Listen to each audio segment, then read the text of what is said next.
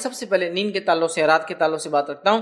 نبی اکرم صلی اللہ علیہ وسلم فرماتے ہیں، صحیح بخاری کی روایت، آپ نے فرمایا جس شخص نے بستر پر لیٹتے وقت آیت الکرسی پڑھی، جس شخص نے بستر پر لیٹتے وقت آیت الکرسی پڑھی، اس پر اللہ کی طرف سے ایک محافظ نگران مقرر کر دیا جاتا ہے، اللہ کی طرف سے ایک فرشتہ اپوائنٹ کر دیا جاتا ہے، تعینات کر دیا جاتا ہے، چنانچہ صبح تک شیطان اس کے قریب نہیں آ پاتا، چنانچہ شیطان اس کے قریب صبح تک نہیں آ پاتا۔ تو آپ اور ہم جانتے ہیں برے خواب کس کی طرف سے ہوتے ہیں؟ شیطان۔ جب انسان مایوس ہوتا ہے تو اس کو ڈپریشن میں کون ڈالتا ہے؟ شیطان۔ یاد رکھیے، انسان کو جب وہ مایوس ہوتا ہے نا تو شیطان آ کر کیا کرتا ہے؟ دیکھیے، کبھی کبھار انسان کا پریشان ہونا، اسٹریسفل ہونا اس کا نیچر ہے، لیکن شیطان اس اسٹریس کے پیریڈ میں کرتا یہ کہ آپ کو ڈپریس کرتا ہے۔ ڈپریشن سمجھتے ہیں نا؟ یہ بہت خطرناک مرض ہے اور دنیا اس میں مبتلا ہوتی جا رہی ہے، دن بدن لوگ اس میں گر رہے ہیں، بلکہ سب سے زیادہ دوائیں جو امریکہ میں یا فرسٹ ورلڈ کنٹریز جس کو کہتے ہیں، جو بڑے اپنے آپ کو جدید ماڈرن کہتے ہیں، ان کے پاس سب سے بڑا ایشو پرابلم آج ڈپریشن کا ہے۔ ڈپریشن کی وجہ سے ان کو نیند نہیں آتی ہے، ڈپریشن کی وجہ سے ان کو بیماریاں ہو رہی ہے، ڈپریشن کی وجہ سے وہ پریشان ہے، ڈپریشن کی وجہ سے سب سے ہائیسٹ ریٹ آف سوسائڈز ہے، حالانکہ وہ ماڈرن ڈیولپڈ کنٹریز ہے، پیسہ ہے، مال ہے، دولت ہے، روپیہ ہے، سب سہولتیں اور لونز وغیرہ تو اتنے عام، مطلب پیسے کا بھی مسئلہ نہیں، ساری زندگی قرض میں گزر جاتی ہے، باپ کا قرض بیٹا چکا رہا ہے، ایسے حالت یہ ہو رہا ہے۔ اس کے بعد بھی ڈپریشن، سوسائڈ یا سوسائڈل اٹیمپٹس کرنا خود ڈپریشن کی علامت۔ تو گویا ڈپریشن کی وجہ سے اتنے سارے وہ مصائب میں پھنسے ہیں، اس لیے کہ ان کے پاس جس کو کہتے ہیں دلی سکون اور اطمینان نہیں ہے نا، اللہ کا ذکر چونکہ وہ نہیں کرتے، اور قرآن میں اللہ نے بیان کر دیا الا بذکر اللہ تطمئن القلوب، اللہ کے ذکر میں ہی مومن کے دل اطمینان پاتے، یاد رکھیے اس بات کو، ٹھیک ہے۔ لہٰذا آپ صلی اللہ علیہ وسلم کیا فرما رہے ہیں؟ جو شخص رات میں سوتا ہے، سونے سے پہلے کیا کرے؟ آیت الکرسی۔ کیا ہے آیت الکرسی؟ سورہ بقرہ سورہ نمبر 2 کی آیت نمبر 255 255، اس کو بولتے ہیں آیت الکرسی۔ اللہ لا الہ الا هو الحی القیوم، یہ جو آپ پڑھتے ہیں یہ آیت الکرسی ہے۔ اس آیت الکرسی کو جو پڑھتا ہے تو کیا ہوتا ہے اس کو فائدہ؟ جی، ایک محافظ، ایک فرشتہ اس کے اوپر تعینات کر دیا جاتا ہے اللہ کی طرف سے، صبح تک وہ اس کی کیا کرتا ہے؟ حفاظت کرتا ہے۔ اب یہ ہم کو معمول لا رہے یار، کہاں یاد رہتی سوتے وقت؟ ہاں، ہم سوتے بھی ہے تو جانوروں کے سو جاتے ہیں، اٹھتے بھی تو جانوروں کے سو اٹھ جاتے ہیں، جب دل بولا آنکھ لگ گئی سو گئے، جب دل بولا اٹھ گئے، نہ سوتے وقت کوئی ذکر نہ اٹھتے وقت کوئی اذکار، مطلب اللہ کا ذکر بڑا اہم ہے۔ تو نیند بھی پھر سکون میں نہیں ہوتی اور سونے کے بعد بھی تھکان رہتی، بلکہ سونے کے بعد زیادہ تھک جاتے کچھ لوگ تو، چونکہ وہ کتاب و سنت کے مطابق اپنا 1/3 زندگی کا حصہ نہیں گزار رہے ہیں نا، اس بات کو سمجھیے، 1/3 سمجھ رہا۔ تو لہٰذا آیت الکرسی پڑھ کر فائدہ کیا ہوتا ہے؟ ایک محافظ۔ ابھی بات بھی سمجھ میں نہیں آتی ہم کو، اگر اس بات کو ایسا سمجھ لیجئے میں درس دینے آ رہا ہوں، اور جب بھی درس دینے آتا ہوں تو ایک آدمی میرے ساتھ گن لے کے کھڑا ہوتا ہے، تو آپ لوگوں کی حالت کیسی ہو جاتی؟ سوال بھی کریں گے تو لمٹ میں کریں گے آپ، سمجھ رہا؟ کون کھڑا ہے؟ ایک محافظ، اور وہ بھی کس میں سے؟ انسانوں میں سے۔ وہ بھی کن میں سے؟ انسانوں میں سے۔ اس کے لمٹس اور میری لمٹس میں زیادہ فرق نہیں ہے، سمجھ رہے آپ؟ انسان ہے وہ، لیکن امپیکٹ پبلک پہ کیسا پڑتا؟ محافظ ہے ان کے ساتھ، اسپیشل آدمی ہے، کچھ نہ کچھ پرابلم دکھ رہا ہے، یا تو کوئی کیس چل رہا ہے تو ان پر کوئی کیس ہے، دونوں ہی شکلوں میں حفاظت کی جاتی ہے کہ انسان کی، یا تو اس سے کسی کا کچھ ہوا تو اس کی حفاظت کے لیے کہ کوئی مار نہ دے اس سے پہلے کی گواہی دے، یا پھر اس کی جان کو خطرہ ہے تو محافظ۔ تو ایک محافظ اگر میرے ساتھ آپ کھڑا دیکھیں تو آپ بہت ساری چیزیں میرے بارے میں امیجن کرنا شروع کر دیتے ہیں۔ تو اب اندازہ لگائیے، ایک محافظ، ایک گارڈ، انسانوں میں سے نہیں، جنوں میں سے بھی نہیں ہے، جنوں کی صلاحیتیں بھی ہم سے زیادہ ہوتی ہیں، جنوں میں سے بھی نہیں، کن میں سے؟ ایک محافظ فرشتوں میں سے اگر ہو تو وہ آدمی کی کیا ویلیو ہو جاتی ہے، اندازہ لگائے۔ لیکن یہ کیا ہونا، فری کا محافظ ہے؟ نہیں ہونا ہم کو۔ ہاں، وہ محافظ جس کو روز 3-4 ہزار روپے گورنمنٹ پیڈ پلس اس کی گن پہ ڈیپینڈ ہے کتنا چارجز لیں گے، پتا ہے آپ کو؟ جب آپ کو ایک پرائیویٹ باڈی گارڈ ملتا ہے نا گورنمنٹ کی طرف سے، تو اس کے گن کے اعتبار سے اس کے چارجز بڑھتے جاتے ہیں، وہ کیا استعمال کرتا ہے، سمجھ رہے آپ اس کا لیول کیا ہے؟ تو وہ ہم کو بہت خوشی ہوتی ہے، لیکن اللہ رب العزت فری ایک محافظ دیتا ہے، صرف آپ کو سونا ہے تو کیا پڑھنا ہے؟ آیت الکرسی، اللہ لا الہ الا هو الحی القیوم، یہ آپ کو پڑھنا ہے، مطلب پوری جو آیت ہے، اور اس کے بعد ایک محافظ اللہ کی طرف سے۔ اچھا، کس سے حفاظت کر رہا ہے وہ؟ سب سے ذلیل قسم کی اللہ کی مخلوق جو انسانوں کو سب سے زیادہ تکلیف دیتی ہے اور جو یہ ارادہ کر کے آئی کہ جہنم میں سب کو لے جائیں گے، اس سے محافظ کرنے کے لیے ایک فرشتہ تعینات ہو جاتا ہے۔ تو اب اپنی ارادوں کو ہم گارڈ کریں گے، مصیبتوں سے، پریشانیوں سے، مشکلوں سے، برے خواب سے، ڈپریشن سے، پریشانیوں سے، نا کیسے گارڈ کریں گے؟ آیت الکرسی پڑھ کر سوئیں گے، یہ ہمارا معمول ہو، اس کو ہم اپنا زندگی کا لائف کا سسٹم بنا دے, یاد رکھیے, ٹھیک ہے. تو پہلی چیز تھی رات کو ہم کیسے گارڈ کریں, میں نے یہ بات آپ کے سامنے رکھ دی. بچوں کو بچپن سے اس کی تربیت دیجیے. بڑے خود جب یہ کریں گے تو بچے خود پوچھیں گے امی آپ کیا پڑھتے ہیں, ابو آپ کیا پڑھتے ہیں, اور آپ ان کو بتائیں گے بیٹے یہ پڑھتے ہیں یہ پڑھتے ہیں, اور خود بخود آپ کی حفاظت ہوں گی. یاد رکھیے بڑی اہم چیز ہے, تدابیر ہے حفاظت کے لیے, ٹھیک ہے. آئیے دوسرا پوائنٹ, دوسری چیز جو حفاظت کے لیے ہم دیکھیں گے کہ مصیبت آنے سے پہلے ہم کیا کریں یا نہ ہے اس کے لیے کیا کریں, وہ ہے حدیث اس طرح سے ہے جو کہ جامع ترمذی کی اور ابو داؤد میں روایت آتی ہے. اور عبداللہ بن جو ہے خبیب رضی اللہ عنہ اس حدیث کے راوی, وہ فرماتے اور کہتے ہیں کہ میں نے اللہ کے رسول صلی اللہ علیہ وسلم سے عرض کیا کہ اللہ کے رسول صلی اللہ علیہ وسلم میں کیا پڑھوں اپنی حفاظت کے لیے, مطلب اپنی حفاظت کے لیے, مصیبتوں کو ٹالنے کے لیے, پریشانیوں سے بچنے کے لیے میں کیا پڑھوں میں. تو نبی اکرم صلی اللہ علیہ وسلم ان کو حل دے رہے ہیں, کیا پڑھنا ہے تم کو اپنی حفاظت کے لیے, مصیبت اور پریشانی سے بچنے کے لیے. اور اتنی چھوٹی چھوٹی دعائیں ہیں نا سبحان اللہ, لیکن ہم یہ نہیں کرتے ہیں. اگر کوئی ڈاکٹر بولے آپ کو اللہ نہ کرے شوگر ہو گئی, بی پی ہو گیا, صبح ایک دوا لے لیجیے, شام ایک دوا لیجیے, چھوٹی سی ہے, کتنا پابندی سے بیٹھ کے, حالانکہ کڑوی ہے, مہنگی ہے, مشکل ہے, جان پر آتا نہیں, دل بولتا کھانا, برابر ٹائم لے رہے اس لیے کہ پھر بی پی اور شوگر کنٹرول میں لانا ہے. لیکن اگر ہم وہی کہیں کہ مصیبت, آفتیں, بلائیں, پریشانیاں, مشکلوں کو دور کرنا ہے تو کنٹرول کے لیے ایک اسکار ہے, نہ پیسہ جاتا ہے نہ کوئی صرف منہ کھولنا ہے نا, لیکن وہ نہیں ہوتا ہم سے. آئیے تو انہوں نے کہا اللہ کے رسول صبح اور شام کے معاملے میں کیا پڑھوں, مطلب حفاظت کے لیے کیا پڑھوں. تو نبی اکرم صلی اللہ علیہ وسلم کو فرماتے اور کہتے ہیں ہر صبح اور شام 3 مرتبہ تم یہ پڑھو. کیا پڑھو؟ قل واللہ احد 3 بار صبح اور شام. صبح اور شام, شام سمجھتے نا رات نہیں, مغرب شام کا وقت ہے, اور صبح مطلب فجر کے بعد. تو اب کبھی بھی صبح اور شام یہ پڑھو. تم کیا کیا پڑھو؟ 3 مرتبہ قل واللہ احد پڑھو, پھر فرمایا 3 مرتبہ قل اعوذ برب الفلق پڑھو, پھر فرمایا 3 مرتبہ قل اعوذ برب الناس پڑھو.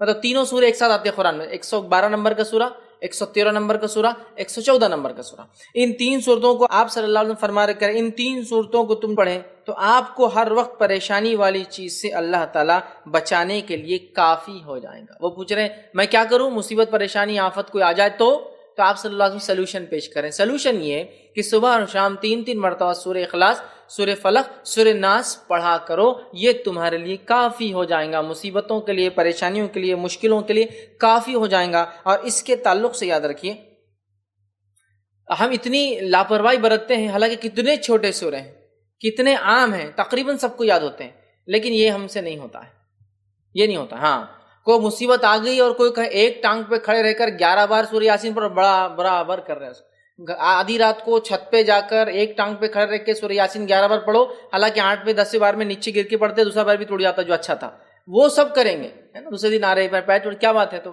کسی کو بول نہیں سکتے کہ ایک پیر پہ کھڑے ہو تو گرے, دوسرا بھی ٹوٹ گیا, وہ نہیں بولتے, وہ برابر کریں گے. آنے کے بعد 21 دن تک جو ہے سورہ یاسین کو آپ یہ پڑھو, حالانکہ ثابت نہیں ہے. پورے قرآن کو الٹا پڑھنا شروع کرو, وہ بھی ہم کریں گے.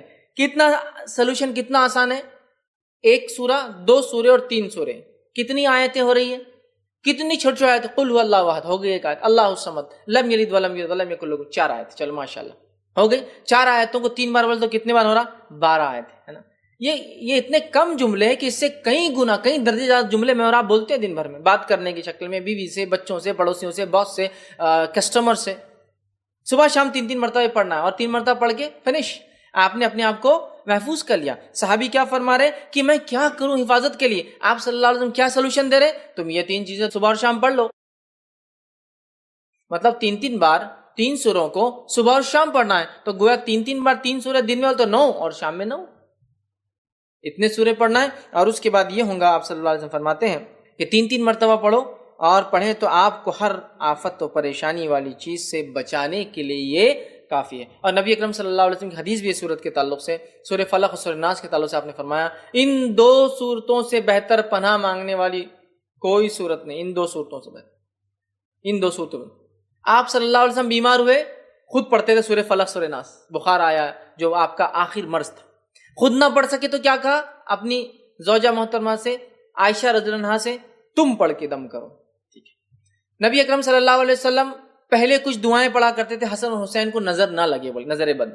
جب سورہ فلق سورہ ناس آئی, صحابہ بولتے وہ آپ نے دعائیں چھوڑ کے سورہ فلق سورہ ناس پڑھ کے دم کرنا شروع کر دیا. تو بخار آیا, بیمار ہوئے تو آپ نے یہ پڑھا, بچوں کو نظر نہ لگے تو آپ نے یہ صورتیں پڑھی. آندھی اور طوفان آتی تب بھی آپ یہ 2 صورتیں پڑھتے. آندھی اور طوفان آ گئی سفر میں, قل اعوذ برب الفلق اور قل اعوذ برب الناس آپ تلاوت کرتے آندھی اور طوفان سے.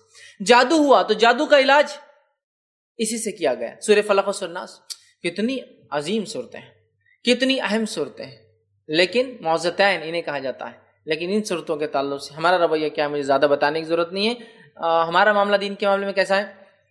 سب کچھ دنیاوی کرنے کے بعد پھر دیکھیں گے اسلامک سلوشن کیا ہے. اصول کیا ہونا چاہیے؟ سب کچھ دینی کرنے کے بعد ہم سوچیں گے پھر دنیا کے اعتبار سے کیا کرنا چاہیے. اسلام نے کیا سلوشن دیا پہلے وہ چیک کر لیتے ہیں, پھر سلوشن دیکھیں گے دنیا میں کیا ہے. ہمارا معاملہ کیا ہے؟ سب کچھ دنیا میں. کسی کو بخار آیا بچے کو تو پہلے کیا کرتے ہیں؟ بخار آتی بھاگ کے تھرمامیٹر لاتے ہیں, جبکہ کیا کرنا چاہیے تھا؟ سورہ فلق سورہ ناس پڑھ کے دم کرنا چاہیے. اچھا مار لگے تو ہم سب سے پہلے کیا کرتے ہیں؟ یا تو زخم ہوا تو بینڈیڈ لگانے کے لیے بھاگ رہے ہیں, یا پھر کوئی اسپرے مارنے کے لیے تاکہ وہ درد وہ تکلیف دور ہو جائے, یہ کر رہے نا. جبکہ حدیث میں کیا آتا ہے؟ جب کسی کو مار لگے تکلیف ہو تو اس جگہ ہاتھ رکھ کے کیا پڑھے وہ 3 بار بسم اللہ پڑھ لے, یہ اس کے لیے کافی ہو جائے گا. علاج بھی کرنا ہے لیکن پہلے بسم اللہ پڑھنا ہے 3 بار. تو اس چیز میں کیا ہوں گی؟ رفاقت, ڈھیل, آسانی ہو جائے گی. ہم کیا کرتے ہیں پہلے اللہ کا ذکر چھوڑ کے ارے باپ رے, ارے ماں گے بخار آ گیا اس کو, تو ہے نا, ارے باپ رے کتنا بخار آ گیا اس کو. اللہ کا ذکر چھوڑ کر ماں اور باپ کو یاد کر, جبکہ دونوں کچھ بھی کام نہیں آئیں گے مصیبت میں. انسان کبھی تو سامنے کھڑا ہوتا ہے لیکن کچھ نہیں کر پاتا اپنے بچوں کے لیے. کیا کر سکتا ہے؟ نہیں کر سکتا, اس کے بس میں نہیں ہوتا. تو جو کر سکتا ہے وہ ذات کو چھوڑ کر جو نہیں کر سکتے ان کو یاد کرنے میں کوئی فائدہ نہیں آتا. سمجھ رہے ہیں بات کو؟ تو یہ عادی ہم بنا لیں. یہ دوسری چیز تھی. پہلے ہم نے رات کی حفاظت دیکھ لی, اب ہم نے کیا حفاظت دیکھی؟ صبح اور شام کی حفاظت دیکھ لی. صبح اور شام پڑھنے سے کیا ہوتا ہے؟ سارا دن مصیبت پریشانی سے آپ سیف گارڈ ہو گئے. چلیے آگے بڑھتے ہیں. ابو مسعود رضی اللہ عنہ فرماتے اور کہتے ہیں, یہ جو ہے بخاری کی روایت ہے, آپ نے فرمایا کہا جس نے رات کو سورۃ البقرہ کی آخری 2 آیتیں پڑھ لی, جس نے رات کو سورۃ البقرہ کی آخری 2 آیتیں پڑھ لی, تو فرماتے ہیں اور کہتے ہیں کہ نبی اکرم صلی اللہ علیہ وسلم فرمایا کہا یہ اس کے لیے کافی ہو جائیں گی. یہ 2 سورۃ البقرہ کی آخری آیتیں اس کے لیے کافی ہو جائیں گی. کچھ محدثین لکھتے کافی سے مراد یہ کہ اگر وہ دنیا سے چلے جائے تو نجات کے لیے کافی ہو جائیں گی. اگر مر گیا نیند میں, چونکہ نیند میں ہماری روحیں جمع کر لی جاتی ہے, اللہ جس کی چاہتا ہے واپس بھیج دیتا ہے, اور جس کی چاہتا ہے وہیں رکھ لیتا, واپس نہیں آتی اس کی, اور وہ نیند میں انتقال کر جاتا ہے. سمجھا؟ تو جب ہم سو رہے ہیں اور سورۃ البقرہ کی آخری 2 آیتیں, آیت نمبر 285 اور 286, 25 26, جو شخص یہ 2 آیتوں کو پڑھ لیتا ہے, کیا ہوتی ہے 2 آیتیں اس کے لیے کافی. تو ایک معنی ہے مر گیا تو نجات کے لیے کافی. دوسرا معنی جو حافظ ابن قیم الجوزی رحمہ اللہ فرماتے اور کہتے ہیں, دوسرا معنی یہ ہے, صحیح بات یہ ہے کہ گزشتہ حدیث کا مفہوم وہ لکھتے ہیں, یہ ہے اس کی تشریح میں, یہ ہے کہ سورۃ البقرہ کی آیتیں پڑھنا اسے ہر تکلیف دہ اور شر سے محفوظ رکھنے کے لیے کافی ہے. سورۃ البقرہ کی یہ 2 آیتیں پڑھنا, وہ فرماتے ہیں ہر شر اور ہر برائی سے دور رکھنے کے لیے, محفوظ رکھنے کے لیے کافی ہے. کتنی آسان بات ہے نا, ٹھیک, کتنا آسان نہیں ہے, لیکن یہ بھی ہم سے ہوتا ہے کیا؟ اور یہ سورۃ البقرہ کی 2 آیتوں کی آخری خصوصیت یہ ہے, اللہ رب العزت نے نبی اکرم صلی اللہ علیہ وسلم کو جب اپنے پاس معراج میں بلایا اور نماز کا تحفہ دیا, تو روایت میں آتا ہے کہ نماز کے تحفے کے ساتھ اور 2 چیزیں دی گئی, گویا 3 گفٹس ملے, 3 تحفے ملے. پہلا, نماز 5 وقتہ فرض کی گئی. دوسرا, سورۃ البقرہ کی یہ 2 آیتیں دی گئی. یہ 2 آیتیں مطلب موسیٰ علیہ الصلوۃ والسلام کو پوری توریت اللہ نے سیدھے دی, اس میں جبرائیل علیہ السلام بیچ میں نہیں تھے. رسول اکرم صلی اللہ علیہ وسلم پہ جو قرآن نازل ہوا جبرائیل علیہ السلام کے ذریعے ہوا, لیکن یہ 2 آیتیں اللہ نے سیدھے دی, جیسا توریت دی تھی موسیٰ علیہ الصلوۃ والسلام, سیدھے دی, کوئی بیچ میں نہیں تھا, کوئی میڈیٹر نہیں, کوئی وسیلہ نہیں, کوئی فرشتہ نہیں, سیدھے دے دی. دوسرا تحفہ, اور تیسرا تحفہ یہ دیا, یہ اعلان کیا جو آپ کی امت میں سے شرک نہیں کرے گا اس کو میں معاف کر دوں. 3 تحفے ملے. ایک تحفہ یہ بھی تھا سورۃ البقرہ کی آخری 2 آیتیں, بہت خاص آیتیں ہیں, یہ ہمارے لیے کافی ہو جاتی ہے ہر شر, مشکل, پریشانی, مصیبت. یا دوسرا معنی لے تو اگر مر جائے نیند میں تو انشاءاللہ عزیز نجات کے لیے کافی ہو جائیں گے. ہمیں اس کو پڑھنا چاہیے. تو ایڈیشن کر لیجئے رات میں پڑھنے میں, یہ بھی بہت چھوٹی چھوٹی آیتیں ہیں, ٹھیک ہے. اسی طرح آیت الکرسی ہے, ان کو ہم پڑھنے کا معمول بنا لیں. آئیے آگے بڑھتے ہیں. اسی طرح جو ہے حفاظت کے لیے پریشانی اور مصیبت نہ آئے بول کر جو چیزیں ہم احتیاطی تدابیر کے طور پر, پریکاشنری میجر کے طور پہ کر سکتے ہیں, جامع ترمذی اور مسند جو ہے بزار کی ایک روایت ہے, ابو ہریرہ رضی اللہ عنہ فرماتے اور کہتے ہیں کہ رسول اکرم صلی اللہ علیہ وسلم فرمایا کہا جس شخص نے کسی مصیبت زدہ آدمی کو دیکھ کر یہ دعا پڑھ لی, چلے دن محفوظ ہو گیا, رات محفوظ ہو گئی, اب اس کے علاوہ بھی لیکن مصیبتیں ہیں نا اور بھی. جس کسی شخص نے ایک انسان کو ایک مصیبت میں دیکھ کر یہ دعا پڑھ لی تو اللہ اس کو یہ مصیبت میں نہیں ڈالے گا. سمجھا؟ ایک بیمار کو آپ نے دیکھا کتنا بیمار ہے, دعا تو لیکن دعا اپنے لیے پڑھ لی, اللہ وہ بیماری میں انشاءاللہ مجھے نہیں ڈالے. کسی کو دیکھا جو مالدار تھا اب مخروز ہو گیا, قرضدار ہو گیا, بھکاری بن گیا, خلاش ہو گیا, تو اس کو دیکھ کر اگر یہ دعا پڑھ لے تو انشاءاللہ اللہ مجھے خلاش نہیں کرے گا. جس کسی نے کسی انسان کو مصیبت میں دیکھ کر یہ دعا پڑھ لی اللہ اس کو اس مصیبت میں نہیں ڈالے گا. ہوتا ہے نا بہت سے لوگوں کو دیکھ کے آپ کیا بولتے ہیں, اللہ ایسا عذاب, ایسی تکلیف, ایسی مصیبت, ایسی پریشانی کس کو نہ دے, دشمن کو بھی نہ دے, ایسا بولتے ہیں نا. تو یہ دشمن کو بھی نہ دے بولنا اس سے کچھ فائدہ نہیں ہوگا, یہ پڑھ لینے سے فائدہ ہوگا کہ وہ مصیبت پریشانی ہم پر نہیں آئیں گی. آئیے حدیث کس طرح سے نبی اکرم صلی اللہ علیہ وسلم فرماتا ہے جس نے یہ دعا پڑھی الحمدللہ الذی عافانی مما ابتلاک بہ, جس نے یہ دعا پڑھی, جس کا دیکھیے معنی یہ ہے الحمدللہ الذی عافانی مما ابتلاک بہ وفضلنی علی کثیر ممن خلق تفضیلا, جس کا ترجمہ ہے سب تعریف ہے اللہ کے لیے جس نے مجھے اس مصیبت سے بچایا جس میں آپ کو مبتلا کیا ہے. مطلب دعا کرے اللہ, تمام تعریف ہے اللہ کے جس نے مجھے اس مصیبت سے بچایا جس میں آپ کو مبتلا کیا ہے. پھر آگے اس کا معنی ہے اور جس نے مجھے بہت سی دیگر مخلوقات پر فضیلت عطا کی ہے, تو وہ مذکورہ دعا پڑھنے والا کبھی بھی مصیبت میں جس میں وہ مبتلا ہے ہم نہیں پڑھیں گے.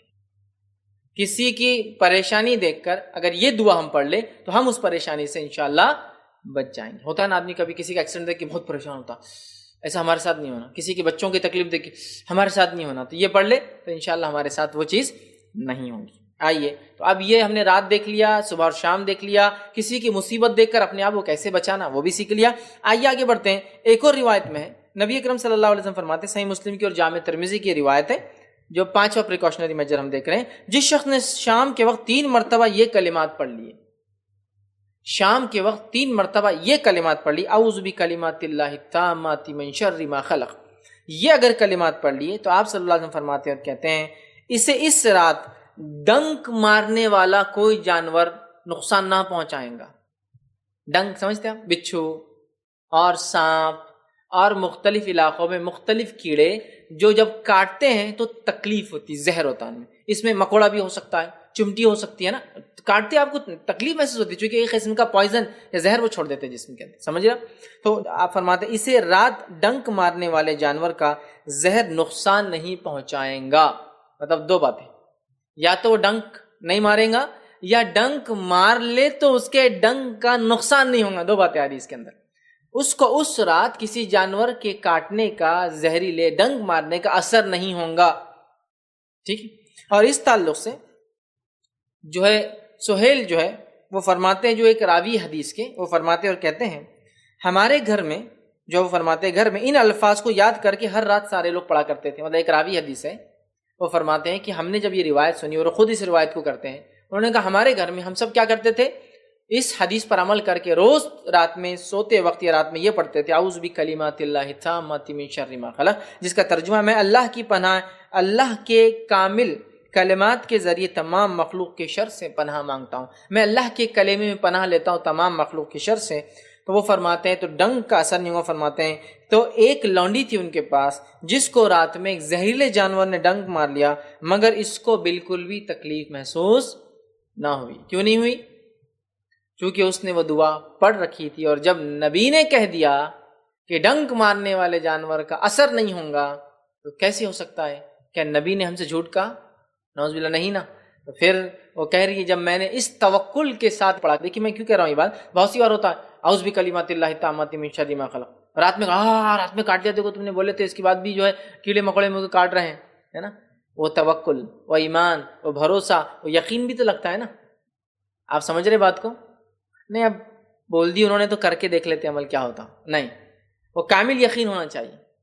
آئیے ایک واقعہ سنا تو علی بن ابی طالب رضی اللہ عنہ, نبی اکرم صلی اللہ علیہ وسلم ہجرت کے لیے جا رہے ہیں, سارے دشمن ہیں, لوگ آپ کو قتل کا منصوبہ بنا چکے ہیں, ہر قبیلے کا ایک نوجوان آگے بڑھ چکا ہے, اس لیے کہ سب مل کر اگر ماریں گے تو پھر کیا ہوگا, خون سب کا, ورنہ ایک ماریں گا تو اس کو مار دیا جائے گا نا. اگر 20-25 لوگ مل کر قتل کریں گے تو کیا ہو جائے گا, پیسے کے بدلے وہ چھوٹ جائیں گے. پلاننگ کر رہے ہیں, گھر کے باہر بیٹھے ہیں. نبی اکرم صلی اللہ علیہ وسلم دشمنوں کے بیچ سے گزر جاتے ہیں. اللہ رب العزت یہ کمال دکھاتا ہے, یہ معجزہ دکھاتا ہے, کوئی آپ کو نہیں دیکھ پاتا. علی کو کہتے ہیں علی تم بستر پہ سو جاؤ تاکہ لوگوں کو لگے کوئی سو رہا.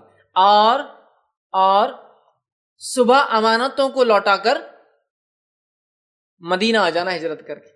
بہت سے لوگ بولتے ہیں علی بن ابی طالب رضی اللہ عنہ کی ہمت، شجاعت، بہادری دیکھیے کہ دشمن اگر چاہے تو آپ کو قتل کر سکتا ہے، لیکن اس کے بعد بھی نبی اکرم صلی اللہ علیہ وسلم کی جگہ آپ سوئے، ہے نا. کیونکہ اگر سمجھ لیجئے دشمن آیا اور بغیر چہرہ دیکھے مار دیا، اچانک حملہ کر دیا تیروں سے، نیزوں سے، تلوار سے، تو آدمی تو کیا. لیکن علی بن ابی طالب رضی اللہ عنہ ایک دم اطمینان کے ساتھ لیٹے ہوئے اس جگہ. کیوں؟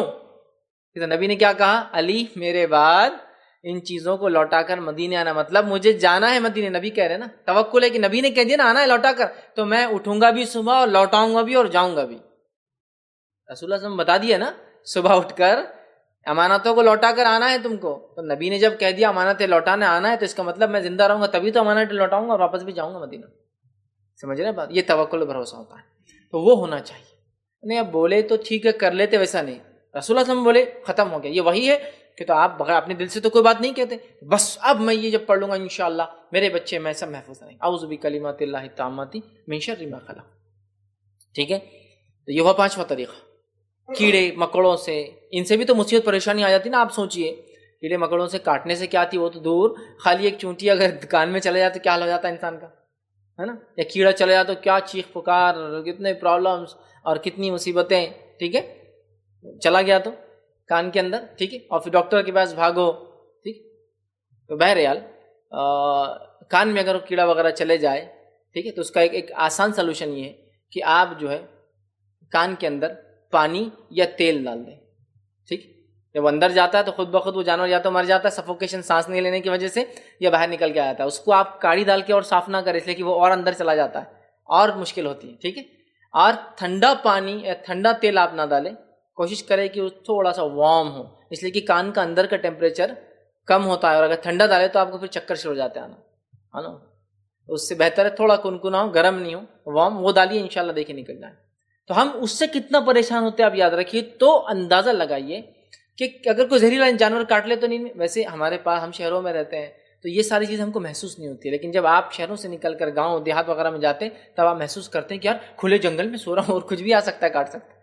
تب آپ یہ دعائیں ویسے تو ہمیشہ کرنا چاہیے چاہے آپ جہاں بھی ہو. لیکن میں کہہ رہا ہوں ایک مثال، ہم کو چونکہ سمجھ میں نہیں آتا نا، یہ نعمت ہے اللہ تعالیٰ کی جو دعاؤں کی شکل میں، اذکار کی شکل میں ہمیں دی گئی، لیکن ہم اس کو فالو نہیں کرتے. بہرحال یہ ہوا صبح شام 3 بار یہ کلمات پڑھنا. اسی طرح چھٹی چیز اپنی حفاظت کے لیے جو ہم کریں گے وہ یہ ہے، یہ روایت اس طرح سے ہے، یہ جامع ترمذی کی روایت ہے. نبی اکرم صلی اللہ علیہ وسلم نے فرمایا، خالہ بنت جو حکیم جو ہے رضی اللہ عنہا اس کی راویہ ہے، وہ فرماتی ہے، کہتی ہے رسول اکرم صلی اللہ علیہ وسلم فرماتے ہوئے انہوں نے سنا، جس شخص نے کسی جگہ پڑاؤ ڈالا، پڑاؤ ڈال سمجھتے ہیں سفر میں آپ رکتے ہیں، اسٹے کرتے ہیں، ٹیمپرری اسٹے جنگل وغیرہ میں. جس شخص نے کسی جگہ سفر میں پڑاؤ ڈالا اور یہ کلمات پڑھ لی، کون سے؟ وہی کلمات، اعوذ بکلمات اللہ التامات من شر ما خلق. یہ کلمات پڑھ لیے، میں اللہ کے کامل کلمات کی پناہ مانگتا ہوں، کامل کلمات کے ذریعے اللہ کی بنائی ہوئی شر یا شرانگیز چیزوں سے پناہ مانگتا ہوں.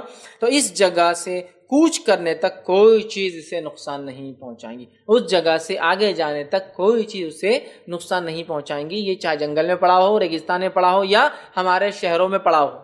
ہوتا ہے نا، میں ٹیمپرری یہاں سے نکلا بمبئی گیا، بمبئی سے نکلا حیدرآباد گیا، حیدرآباد سے نکلا دلی گیا، تو یہ ٹیمپرری میں رکتا ہوں ہر جگہ.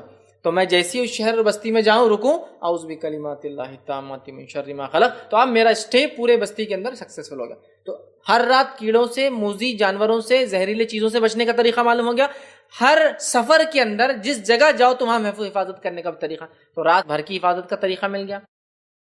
رات میں نیند میں مر جائے تو اس کی حفاظت کا طریقہ مل گیا. اس کے بعد ہم کو سارے دن میں صبح اور شام کی حفاظت کا طریقہ مل گیا.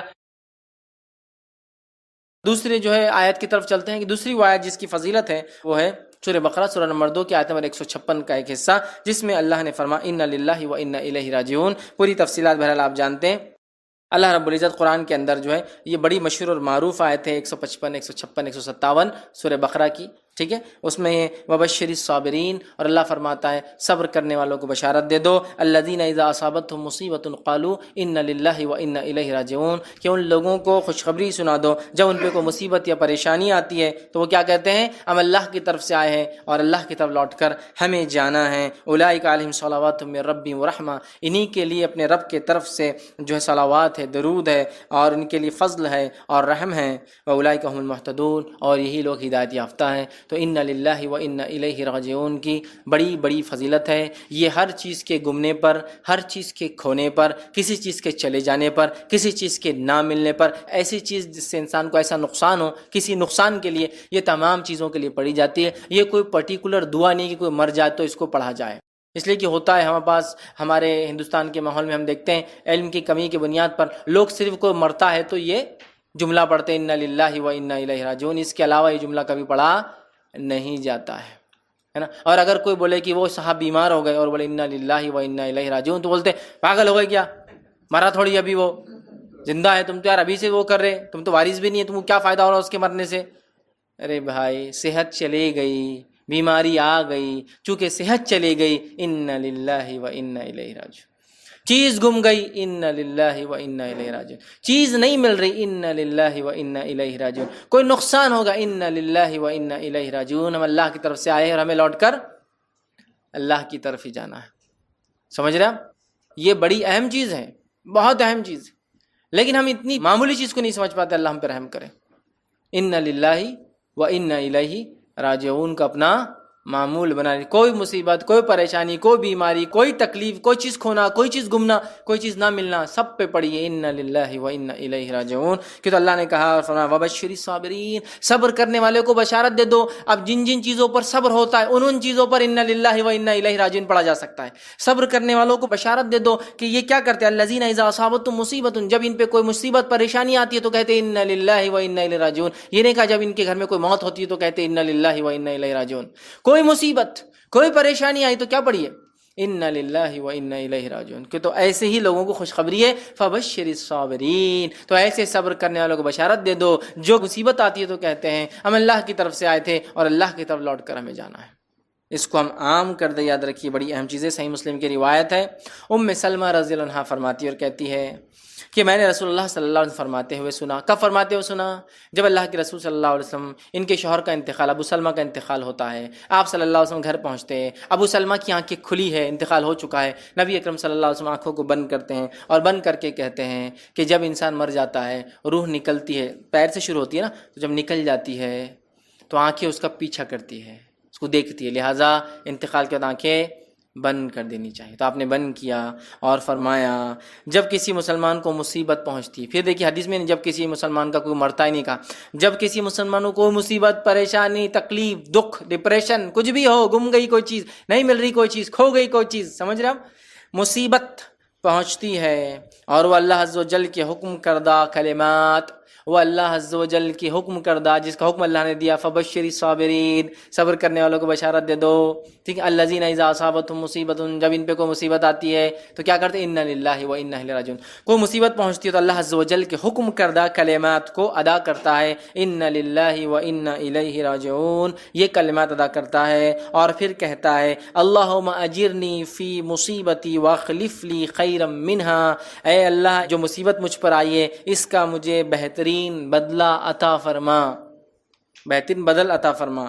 تو یہ جب پڑھتا ہے کوئی شخص، جس کا ترجمہ دیکھیے اس کا پڑھتا، ہم اللہ کے لیے ہیں اور ہم اسی کی طرف پلٹ کر جائیں گے، یا اللہ مجھے اس مصیبت کا بدلہ اور ثواب عطا فرما اور اس سے بہتر عطا فرما، کہے تو اللہ تعالیٰ اس سے بہتر چیز عطا فرما دیتا ہے۔ جب کوئی مصیبت ہو جائے اور کوئی کہے انا للہ و انا الیہ راجعون تو اللہ تعالیٰ کوئی بہتر چیز اسے عطا کر دیتا ہے۔ سمجھ رہے ہیں بات کو؟ اب ام سلمہ رضی اللہ عنہ فرماتی، آگے اس حدیث کے اندر اور اس میں وضاحت نہیں، دوسرے واقعے میں آتا ہے، انہوں نے یہ کلمات پڑھے، انہوں نے یہ کلمات پڑھ لی جب اللہ کے رسول صلی اللہ علیہ وسلم کہتے ہوئے سنا، ٹھیک ہے، اور پھر کہتی ہے جب میرے شوہر کے انتقال ہونے کے بعد میں نے عدت گزار لی، تب مجھے نبی اکرم صلی اللہ علیہ وسلم کا پیغام آ گیا اور انہوں نے ان کے شوہر کے انتقال پر پڑھا تھا انا للہ و انا الیہ راجعون، اے اللہ اس مصیبت کا مجھے بدلہ اور اس سے اچھا بدلہ عطا فرما۔ اب وہ انتظار کر رہی تھی اس سے اچھا کیا ملے گا ابو سلمہ سے۔ ابو سلمہ جو ہے ان کی بڑے فضائل، یاد رکھیے، بہت جلیل القدر صحابہ میں سے ہے اور یہ سب سے پہلے ہجرت کرنے والے لوگوں میں سے، بدری صحابہ میں سے۔ اب یہ سوچ رہی تھی اس سے اچھا کیا ہو سکتا ہے دنیا میں شوہر کے اعتبار سے، تو اللہ کے رسول صلی اللہ علیہ وسلم کا پیغام آیا جس سے اچھا کچھ بھی نہیں ہو سکتا ہے ہے نا، جس سے اچھا کچھ بھی نہیں ہو سکتا ہے۔ پھر انہی کا ایک واقعہ ہے، اب نکاح ہو گیا اللہ کے رسول صلی اللہ علیہ وسلم سے، ایک مرتبہ خیال آیا، ابو سلمہ بھی مسلمان، بڑے جلیل القدر صحابی، اللہ کے رسول صلی اللہ علیہ وسلم تو نبی، اب میں جنت میں جاؤں گی تو کس شوہر کے ساتھ رہوں گی؟ دونوں مسلمان۔ تو ایک خیال آیا، لیکن شرم آئی پوچھنے کو، جھجک ہوئی، تو ایک مرتبہ ایسا پوچھا اللہ کے رسول، اگر ایک خاتون کے ایک سے زیادہ شوہر رہے ہو اور سب ایمان والے رہے ہو تو جنت میں کس کے ساتھ رہیں گی؟ سمجھ رہا؟ تو اللہ کے رسول صلی اللہ علیہ وسلم فرمایا جس کے اخلاق اچھے ہوں گے وہ اس کے ساتھ رہیں گی۔ تو ان کو بڑا تعجب ہوا، اخلاق؟ تو کہا ہاں اخلاق بڑی اہم چیز ہے، اچھے اخلاق ہوں گے، ٹھیک ہے۔ تو اب یہ مطمئن ہو گئے کہ کس کے ساتھ رہیں گی؟ اللہ کے رسول صلی اللہ علیہ وسلم کے ساتھ، سمجھ رہا؟